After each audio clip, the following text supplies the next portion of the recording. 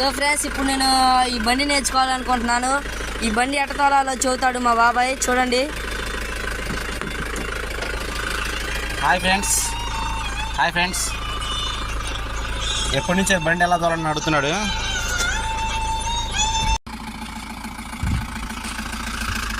Hi friends, ఇదిగో నేను ఎప్పుడు ఈ బండి నేర్చుకోవాలనుకుంటున్నాను.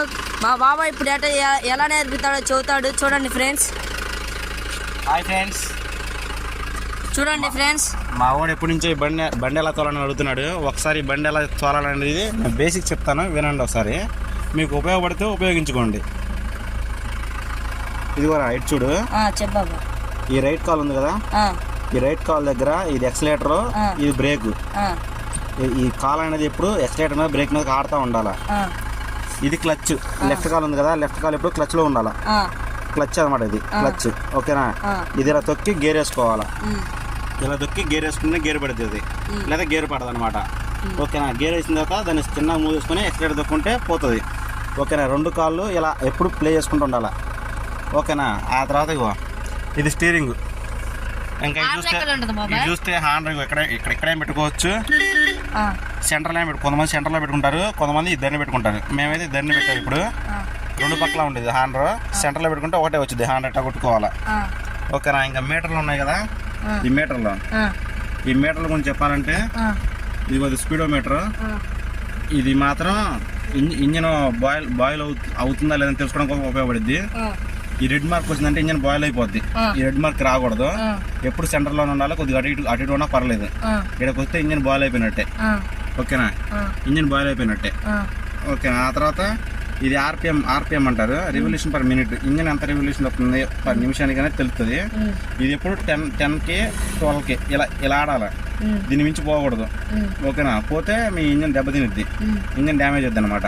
ఓకేనా? ఇది పెట్రోల్, అందరూ తెలుసు. ఇది ఇంకా అది స్పీడోమీటర్ అందరూ తెలుసు. ఇంకా రీడింగ్ ఇవి ఇంక నార్మల్ అనమాట. ఇంకా మామూలుగా ఇవి డెక్ పెట్టుకోవచ్చు. ఇంకా గేర్లు ఉన్నవి 5 గేర్లు బండి కాబట్టి గేర్లు ఎలా వేయాలని నేను చెప్తాను. ఒకసారి అట్రా ఇది సెల్ తీసుకో. చూడండి ఫ్రెండ్స్, మా బాబాయ్ ఇక్కడ ఈ బండి నేర్చుకుంటున్నాను. చూడండి ఫ్రెండ్స్, ఇప్పుడు ఈ బండి ఎట్లా తోలాలో ఇప్పుడు చూపిస్తాడు మా బాబాయ్. ఇదిగో ఫస్ట్ చూడండి ఫ్రెండ్స్, ఇదిగో ఫస్ట్ 1, 3, 5 ముందుకుంటాయి. ఓకే. 2, 4 రివర్స్. ఓకేనా? ఫస్ట్ గేర్ వేయాలంటే క్లచ్ తొక్కాలని చెప్పారు. క్లచ్ తొక్కి ఇదిగో ఇలా ఫస్ట్ గేర్ వేసుకో. ఫస్ట్ గేర్ వేసి క్లచ్ వదులుకుంటూ చిన్నగా ఎక్సలేటర్ ఇవ్వు. చూడండి ఫ్రెండ్స్, చిన్నగా ఎక్సలేటర్ ఇస్తున్నాడు. వెళ్తుంది చిన్నగా పోనీ ఇలాగా. ఇంకా గేర్ మూమెంట్ బట్టి, స్పీడ్ బట్టి, రోడ్డు బాగుంటే వెంబడే సెకండ్ గేర్ వేసుకో. అంతా రోడ్డు బాగుంటాయి. ఆ తర్వాత స్పీడ్ పెంచుకోవాలంటే క్లచ్ తొక్కి మళ్ళీ 3వ గేర్ వేసుకో.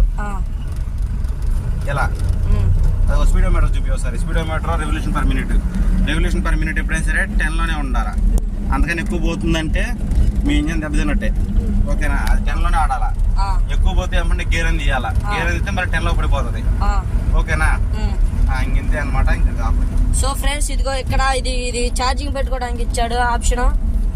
మీ బండికి కూడా వస్తే మీరు కూడా ఛార్జింగ్ పెట్టుకోవచ్చు ఫోన్కి. ఓకే. సో ఫ్రెండ్స్, మన ఇట్లాంటి వీడియోల కోసం మరి లైక్ చేసి సబ్స్క్రైబ్ చేసుకోండి.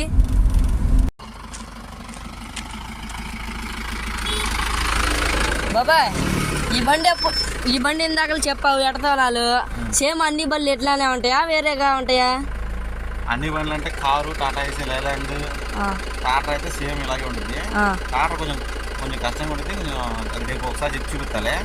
టాటా ఏసీ, లైలాండ్ అయితే సింపుల్గా ఉంటుంది, సేమ్ ఇంతే ఉంటుంది. కారు కూడా ఇంతే ఉంటుంది. ఇంకా లైలాండ్ అయితే కింద కూర్చున్నట్టు ఉంటుంది కొద్దిగా. క్లచ్, బ్రేకు, ఎక్సలేటర్ అనేది సేమ్ కింద చెప్పినట్టుగానే ఉంటాయి. ఓకేనా?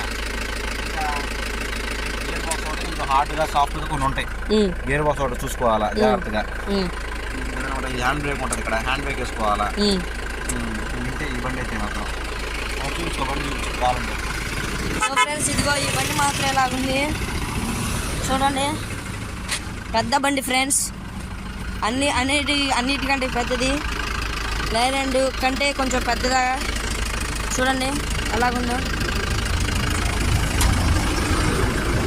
చూడండి ఫ్రెండ్స్. సరే, ఈసారి నువ్వు దూరేటప్పుడు చూద్దాం వీడియో. ఓకే బాబాయ్.